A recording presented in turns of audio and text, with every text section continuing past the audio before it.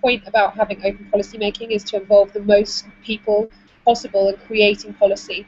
And what this does is it allows different types of evidence and different intelligences to come together and to build policy that really makes sense to the most number of people. And this has an immediate benefit, I mean, particularly for civil servants who have to push through potentially unpopular policy, and they can figure out the best way to do that with public involvement, but also for politicians. Politicians currently use some element of open policy making simply by looking at polling as well. So that's quite important, and maybe an element of this is taking out that political element and involving people directly.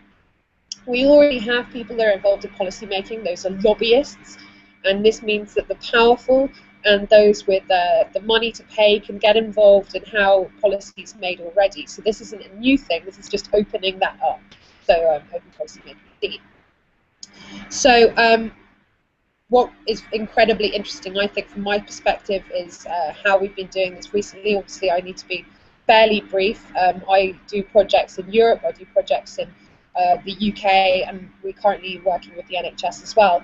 And one of the things I have to say is, obviously, every single place that you do it has different needs and different requirements. And that's going to be true of Northern Ireland too. It's not a cut and paste where we can bring in things that have already happened elsewhere and say this will definitely work there. We're working in Scotland at the moment, and that's producing really different results, really different impetuses rather, to get things done.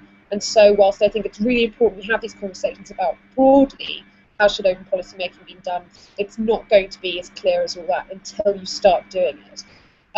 Another thing, I mean, recently I had an open policy making on conference in Brussels that I was running. Someone very clearly stated that, in fact, where they're from in Montenegro, it's much better if civil society starts the projects and not the government, because the government isn't trusted. Whereas in the UK, it's much better if the government starts running things, because it feels more like you're going to be able to get something done that way.